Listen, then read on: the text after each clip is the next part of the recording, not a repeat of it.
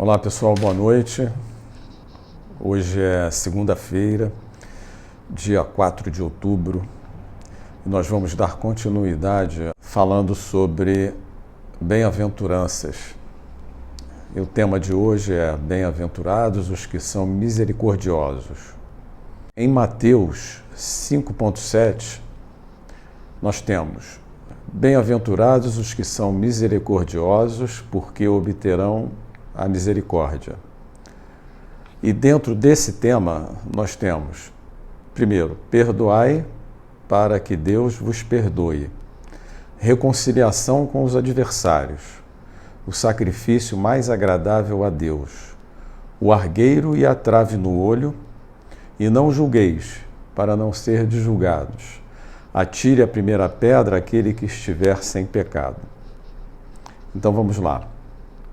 Perdoai para que Deus vos perdoe. Em Mateus 6, 14 e 15, nós temos: se perdoardes aos homens as faltas que cometeram contra vós, também vosso Pai Celestial vos perdoará os pecados. Mas, se não perdoares aos homens quando vos tenham ofendido, vosso Pai Celestial também não vos perdoará os pecados. Isso está lá em Mateus 6,14 e 6,15. Então nós temos na oração do Pai Nosso que diz o seguinte: perdoai as nossas ofensas, assim como nós perdoamos aqueles que nos têm ofendido. Isso nos remete à necessidade de nos reconciliarmos com pessoas as quais tenhamos nos desentendido por qualquer motivo. Em Mateus 18, 15, 21 e 22, encontra-se: se contra vós pecou vosso irmão, ide fazer-lhe sentir a falta em particular, a sós com ele. Se vos atender, tereis ganho o vosso irmão. Então, aproximando-se dele, disse-lhe Pedro: Senhor, quantas vezes perdoarei a meu irmão quando houver pecado contra mim? Até 7 vezes? Respondeu-lhe Jesus: não, vos digo que perdoeis, mas até 70 vezes 7 vezes. E aí a gente compreende o quanto que a gente precisa ter um coração pronto para perdoar as pessoas que nos ofendem, as pessoas que nos magoam de alguma forma. Até porque só dessa forma a gente vai ser perdoado pelas nossas ofensas. Lembrando aqui a passagem da oração que Jesus nos ensinou, o Pai Nosso: perdoai as nossas ofensas, assim como nós perdoamos a quem nos tenha ofendido. A misericórdia é o complemento da brandura, porquanto aquele que não for misericordioso não poderá ser brando e pacífico. O ódio e o rancor denotam alma sem elevação nem grandeza. O esquecimento das ofensas é próprio de uma alma elevada. Ai daquele que diz: nunca perdoarei. Esse, se não for condenado pelos homens, será condenado por Deus. Com que direito um homem reclamaria o perdão de suas próprias faltas, se ele não perdoa as faltas dos outros? Jesus nos ensina que a misericórdia não deve ter limite, quando diz que cada um perdoe ao seu irmão não 7 vezes, mas 70 vezes 7 vezes. Há, porém, 2 maneiras bem diferentes de perdoar. A primeira é nobre, verdadeiramente generosa, que evita ferir o amor próprio e a suscetibilidade do adversário. A segunda é a que o ofendido se estende a mão ao ofensor. Não faz isso com benevolência, mas com ostentação, a fim de poder dizer a todas as pessoas uma generosidade que não existe. Nessas circunstâncias, é impossível uma reconciliação sincera de parte a parte. Reconciliação com os adversários. Mateus 5, 25, 26. Reconciliai-vos o mais depressa possível com o vosso adversário, enquanto estáis com ele a caminho, ou seja, em vida, para que ele não vos entregue ao juiz. O juiz não vos entregue ao ministro da justiça, e não sejais metido em prisão. Digo-vos em verdade que daí não saireis, enquanto não houverdes pago o último ceitil, ou o último centavo. Na prática do perdão, como em geral na prática do bem, não há somente um efeito moral, há também um efeito material. A morte, como sabemos, não nos livra dos nossos inimigos. Os espíritos vingativos nos perseguem, se assim procedermos.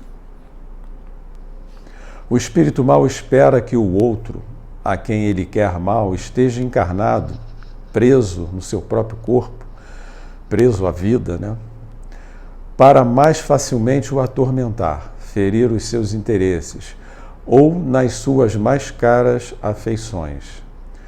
Nesse fato reside a causa da maioria dos casos de obsessão, sobretudo dos que apresentam certa gravidade, quais os de subjugação e possessão. A pessoa que é obsidiada é quase sempre vítima de uma vingança, cujo motivo se encontra em vida ou existência anterior, e a qual a pessoa que sofre essa interferência ruim deu motivo pelo seu próprio comportamento, seu próprio proceder. Deus permite essa situação para punir a essas pessoas que estão sofrendo a obsessão, pelo mal que a seu turno praticaram, ou, se isso não ocorreu, por haverem faltado com a indulgência e a caridade, não perdoando. Lembrando que a caridade é constituída de indulgência, benevolência, paciência ou perdão. Importa, do ponto de vista da tranquilidade futura, que cada pessoa repare o quanto antes os problemas que tenha causado ao seu próximo, que perdoe aos seus inimigos, a fim de que, antes que a morte chegue, esteja resolvido qualquer motivo de discórdia. Por essa forma, a pessoa que assim procede põe de seu lado o bom direito, e Deus não permite que aquela pessoa que perdoou sofra qualquer vingança.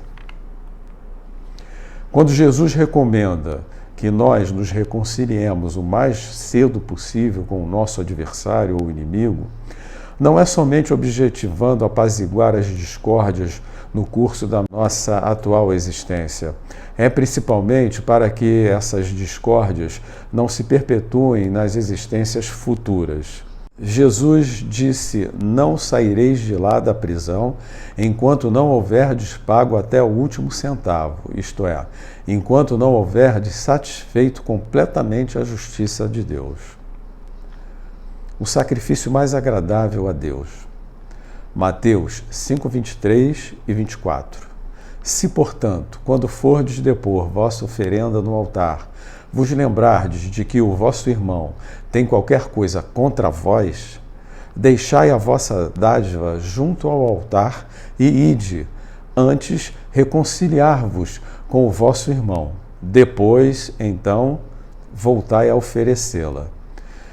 Isso é assim, Se a gente tiver querendo ir à igreja, querendo ir a um centro espírita ou qualquer outro lugar que nos seja religioso, fazer uma oferenda, fazer uma prece, levar umas flores, Jesus ensina que antes de fazermos isso, é necessário que a gente procure as pessoas às quais nós temos diferenças, estamos brigados, estamos de mal, e façamos as pazes. Ou, pelo menos, a gente tente fazer isso, a gente tente fazer essa reconciliação.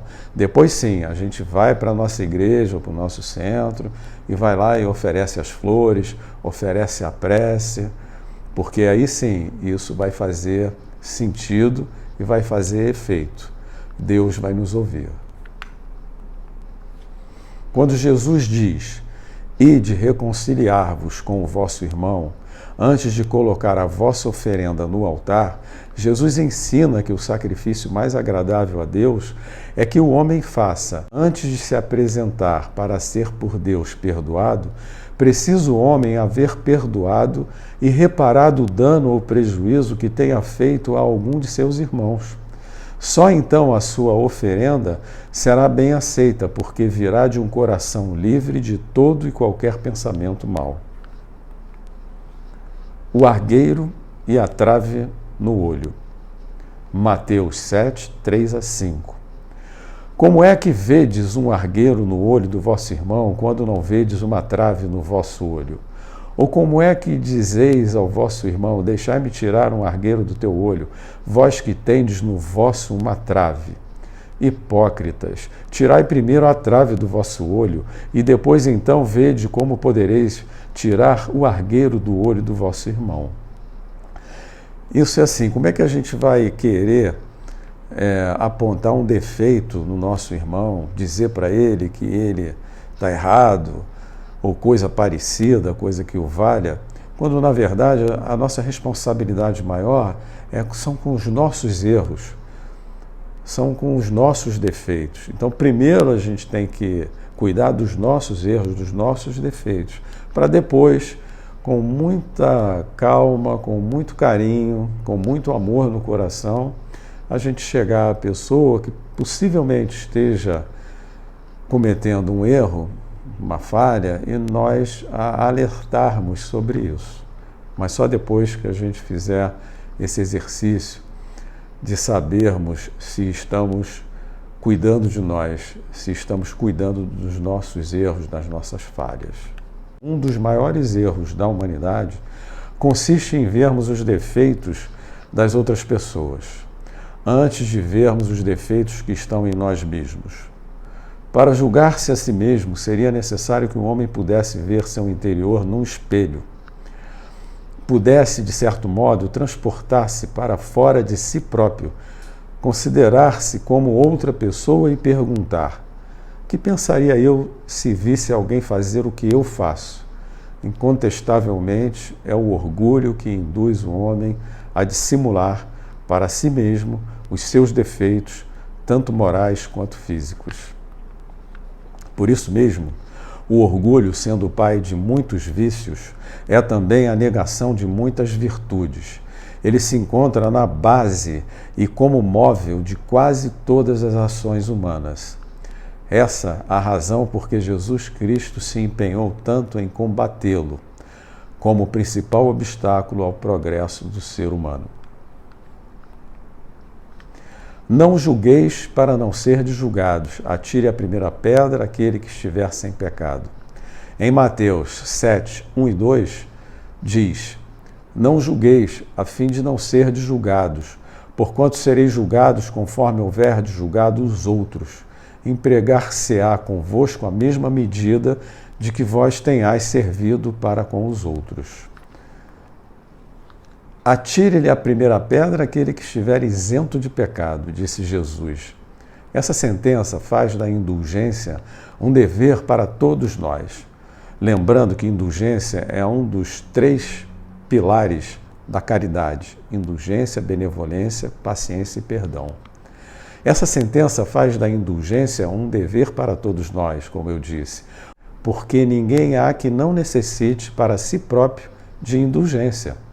A indulgência nos ensina que não devemos julgar com mais severidade os outros do que nos julgamos a nós mesmos, nem condenar nos outros aquilo que nós nos perdoamos. Antes de apontarmos em alguém uma falta, é necessário saber se nós estamos caindo no mesmo erro. Esse era o material de hoje.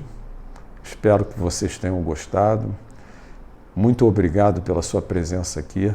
Peço que você divulgue a doutrina espírita em suas redes sociais, porque precisamos distribuir esse conhecimento, precisamos incentivar as pessoas a buscarem esse conhecimento, que é uma dádiva de Deus, que é um presente de Deus. A minha intenção aqui é apenas despertar em vocês a vontade de estudar a doutrina espírita que Kardec nos trouxe há mais de 160 anos. Muito obrigado por tudo e até a próxima.